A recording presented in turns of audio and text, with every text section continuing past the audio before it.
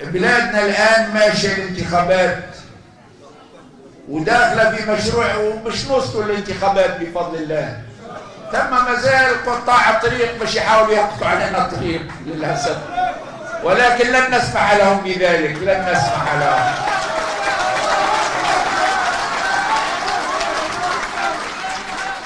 شكون هم قطاع الطريق؟ تعرفوهم ولا ما تعرفوهم؟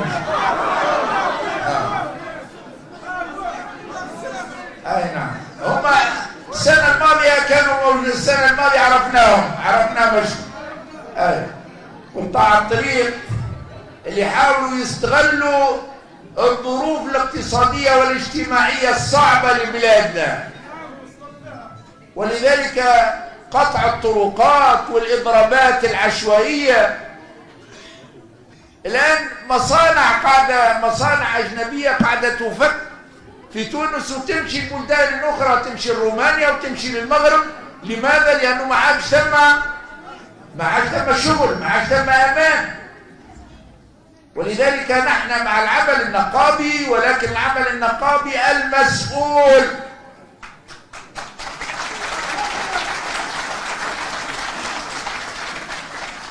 الحركة النقابية دورها وطني مشهود معروف، دورها في الحوار الوطني مبجل ومقدر، ولذلك ينبغي أن نمارس العمل النقابي. هذا حق اعترف به الدستور، ولكن العمل النقابي المسؤول وليس العمل النقابي المخرب والعشوائي.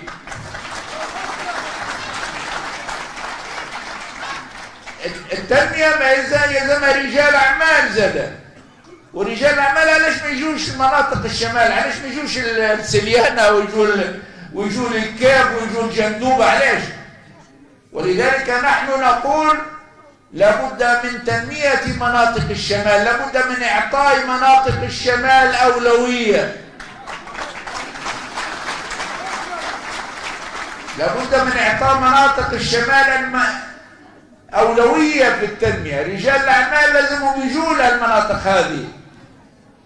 أنا أتذكر اللي ثم بعض أصدقاء بعض رجال الأعمال عندهم مشاريع كبيرة في سليانة مثل سليم الرياحي وأمثالهم. نحن ندعو كل رجال الأعمال أن يأتوا إلى هذه المناطق اللي هي مليانة بالثروات، وأنهم يكونوا عندهم الشجاعة والمغامرة، ما يكونوش معناها يحبوا الربح السريع، وإنما يراهنوا على الجواد الرابح. مناطق الشمال مناطق رابحة إن شاء الله.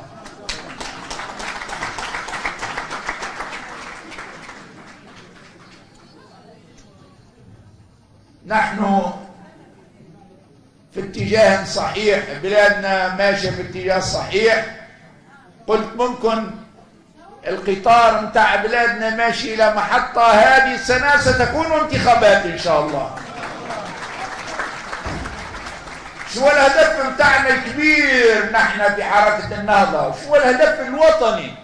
نحن مصلحة الوطن قبل مصلحة النهضة.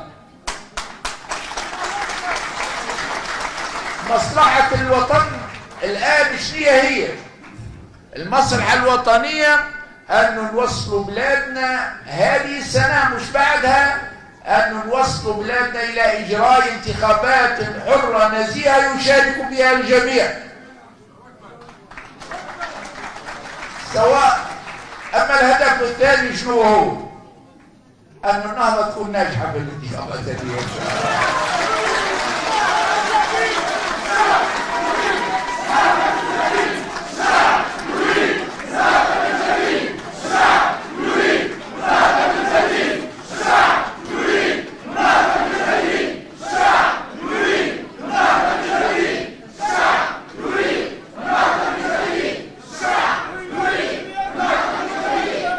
الشعب نحن نثق في وعيه، وما زلنا متيقنين أن تونس مش بالأمس واليوم، وإنما في الغد بعد الانتخابات تحتاج إلى حكومة وحدة وطنية، مش حكومة حزب واحد، لأن حكومة الحزب الواحد قد سقطت صنم من الأصنام انتهى. نحن الآن في زمن الديمقراطية. نحن الآن إذا متجهون إلى هدف واضح، قطارنا متجه. ثم قطاع طريق، قطع الطريق الأول هو المشكل الاجتماعي اللي ممكن يستغلوه.